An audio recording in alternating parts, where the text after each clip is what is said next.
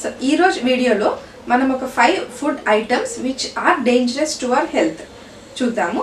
So నేను ఎందుకు white items అన్నాను అంటే because all these foods are in white in colour which are dangerous to our health or to our body అనేది చూద్దాం. Welcome back to my channel. I'm doctor Sahitya. So ఇది మీ first time నా video చూస్తున్నట్టయితే please take a moment to subscribe to my channel. So ఈ white foods అనేవి అంటే ఇప్పుడు మనం డిస్కస్ చేయబోయే ఈ వైట్ 5 ఫుడ్స్ అనేవి చాలామంది రెగ్యులర్గా కన్జ్యూమ్ చేస్తూ ఉంటారు. బట్ ఈ ఫుడ్స్ ఏదైతే ఇప్పుడు మనం డిస్కస్ చేస్తున్నామో they really do harm to our body.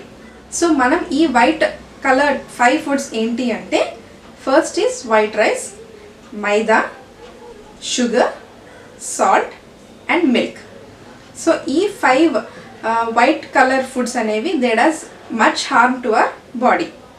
So మనం ఒక హెల్దీ లైఫ్, ఒక రెగ్యులర్ బ్యాలెన్స్డ్ లైఫ్ లీడ్ చేయాలి అనుకుంటే సో మన దగ్గరికి ఎలాంటి డిసీజెస్ అంటే క్రానిక్ డిసీజెస్ లైక్ షుగర్ కానీ, బీపీ కానీ, థైరాయిడ్ ఇష్యూస్ కానీ, ఆరెల్స్ వెయిట్ ఇంక్రీజ్ అవ్వే పద్ధతి కానీ ఇవన్నిటికి మనం కొంచెం దూరంగా ఉండాలి అంటే ఈ 5 వైట్ ఫుడ్స్ అనేవి మనం కొంచెం దూరంగా ఉండాలి.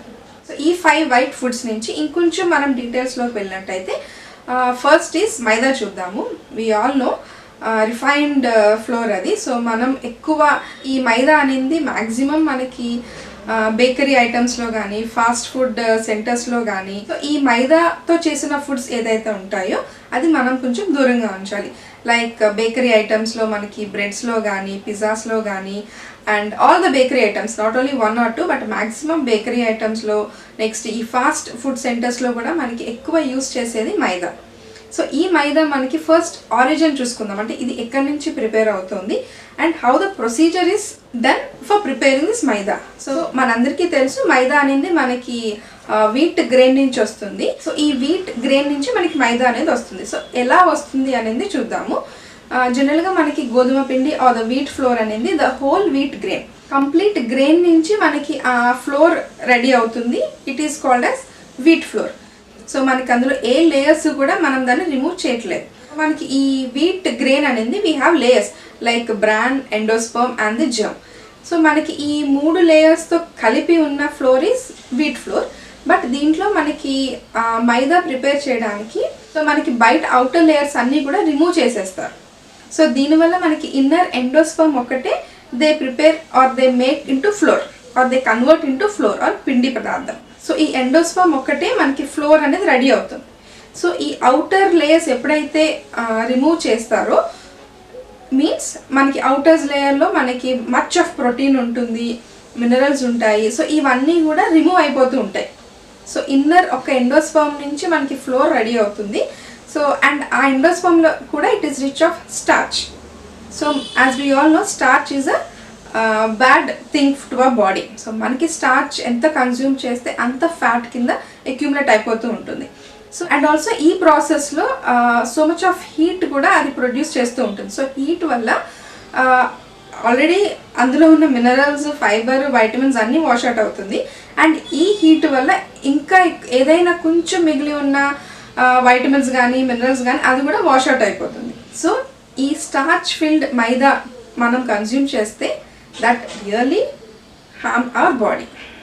అండ్ ఈ మైదా మనం ఎక్కువ కన్జ్యూమ్ చేస్తే what are the difficulties or what are the problems మనం ఫేస్ చేస్తామనేది చూద్దాము. సో వెయిట్ ఇంక్రీజ్ అవుతుంది and also BP, blood pressure increase అవుతుంది. అండ్ దీంతో పాటుగా మనకి ఆకలిని కూడా ఎక్కువ పెంచుతూ ఉంటుంది అనమాట. లైక్ డయాబెటీస్ ప్రాబ్లమ్స్ కానీ, బీపీ ప్రాబ్లమ్స్ కానీ, ఈ వెయిట్ ఇంక్రీజ్ అవటం కూడా ఇవన్నీ కూడా they are directly or indirectly related to consuming of maida. So ఈ మైదా అనేది మనం ఎంత అవాయిడ్ చేస్తే, ఎంత తక్కువగా కన్జ్యూమ్ చేస్తే మన హెల్త్ని మనం అంత జాగ్రత్తగా చూసుకోవచ్చు. So this is all about maida. So the other white food ఏంటి అంటే వైట్ రైస్. సో మన అందరికీ the staple food is white rice. So అది no doubt we can't change it. But మనం ఎంత క్వాంటిటీ తీసుకుంటున్నాం అనేది కూడా మనం దృష్టిలో పెట్టుకోవాలి. సో ఈ వైట్ రైస్ అనేది కూడా we have so many varieties. So మన వైట్ రైస్లో మనకి చాలా చాలా వెరైటీస్ ఆఫ్ వైట్ రైస్లు ఉన్నాయి. అంటే like fully polished. So as I told wheat గ్రెయిన్ని ఎలా పాలిష్ చేసి దాంట్లో ఉన్న ఫైబర్ కంటెంట్ని, మినరల్స్ని, వైటమిన్స్ని అన్నీ వాష్అవుట్ చేసి మైదా ప్రిపేర్ చేస్తారో, ఇన్ ద సేమ్ వే మనం తీసుకునే వైట్ రైస్ కూడా హస్క్ అనేది ఫస్ట్ మ్యాక్సిమం రిమూవ్ చేసేస్తారు. So that is obvious. So husk ఉన్నప్పుడు మనం we can't consume it. So husk తీసేసిన తరువాత బాగా పాలిష్ చేస్తారు రైస్ గ్రెయిన్ని. సో ఆ బియ్యంని బాగా పాలిష్ చేస్తారు. సో దీనివల్ల the outer layers of grain అంతా కూడా వాష్అవుట్ అవుతుంది. సో ఆ అవుటర్ లేయర్లోనే మనకి మ్యాక్సిమం కంటెంట్ ఆఫ్ ఫైబర్ కానీ, మినరల్స్ కానీ, వైటమిన్స్ కానీ ఉంటాయి. సో వన్స్ ఈ అవుటర్ లేయర్స్ అన్నీ కూడా వాష్అవుట్ అయిపోతే సో మనకి లాస్ట్ లోపల మిగిలేది the only thing is starch. So దీనివల్ల మనకి అదర్ హెల్త్ కాంప్లికేషన్స్ అనేవి స్టార్ట్ అవుతూ ఉంటాయి. సో ఈ వైట్ రైస్కి బదులుగా మనం ఏం తీసుకోవచ్చు అంటే బ్రౌన్ రైస్ ఉంది, బ్లాక్ రైస్ ఉంది, అండ్ ఇప్పుడు మేజర్గా మనం లైక్ ఈ రీసెంట్ టైమ్స్లో ఈ మల్టీగ్రెయిన్స్ అనేవి చాలా బాగా పాపులర్ అయి ఉన్నాయి. సో అవి మనం సబ్స్టిట్యూట్గా చేసుకోవచ్చు. సో మనం ఇక్కడ వైట్ రైస్ జనరల్గా ఒక 2 cups ఆఫ్ వైట్ రైస్ తీసుకున్నట్టయితే మనం బ్రౌన్ రైస్లోకి షిఫ్ట్ అయితే మనకి అది 1 cup ఆఫ్ బ్రౌన్ రైసే మనకి టమ్మీ ఫుల్ ఉంటుంది. సో వైట్ రైస్కి బదులు లైక్ అట్లీస్ట్ మనం ఒకేసారి we can't stop white rice. So చిన్నప్పటి నుంచి మనకి వైట్ రైస్ మన బాడీకి అలవాటు అయ్యింది కాబట్టి సో ఒకేసారి మనం వైట్ రైస్ని ఆపి బ్రౌన్ రైస్కి షిఫ్ట్ అవ్వడం ఆర్ వేరే మల్టీగ్రెయిన్స్కి కానీ షిఫ్ట్ అవ్వడం అనేది జరగదు, as we all no.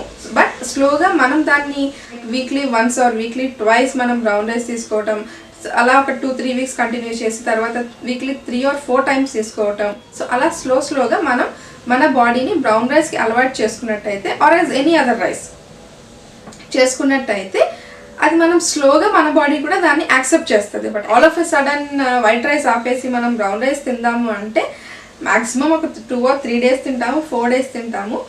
So మనం బాగా మైండ్లో ఫిక్స్ అయ్యాము అంటే maximum 10 or 15 days we can eat.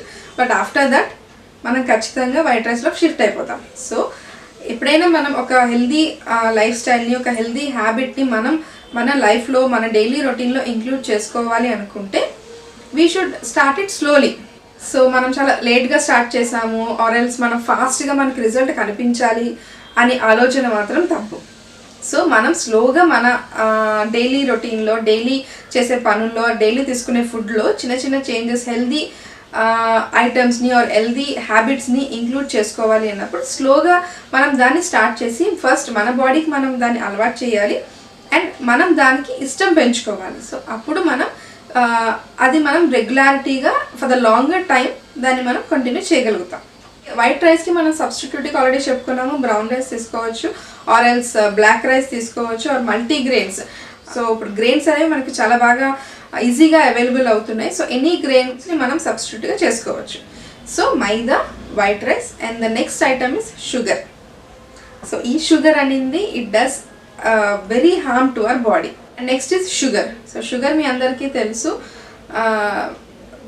మనం దాన్ని ఎంత తక్కువ తీసుకుంటే మన హెల్త్ మనం అంత కాపాడుకోవచ్చు. సో మనం డైలీ కన్జ్యూమ్ చేసే షుగర్ని టేబుల్ షుగర్ అంటాము ఆర్ గ్రాన్యులేటెడ్ షుగర్ అంటాము ఆర్ రిఫైన్డ్ షుగర్ అంటాము ఆర్ ఎల్స్ సుక్రోజ్ అంటాము. సో ఈ సుక్రోజ్ ఏంటి అంటే it is combined of 2 sugars. One is glucose and fructose. So 1:1 రేషియోలో మనకి గ్లూకోజ్ అండ్ ఫ్రక్టోజ్ ఉండటం వల్ల that is we call it as sucrose.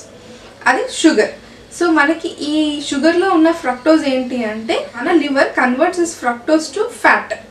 So మనం ఎంత షుగర్ ఎక్కువ కన్జ్యూమ్ చేస్తే అంత ఎక్కువ ఫ్రక్టోజ్ మన బాడీలోకి వెళ్తుంది, అంత ఎక్కువ ఫ్రక్టోజ్ మన లివర్ దాన్ని ఫ్యాట్ కింద కన్వర్ట్ చేస్తుంది.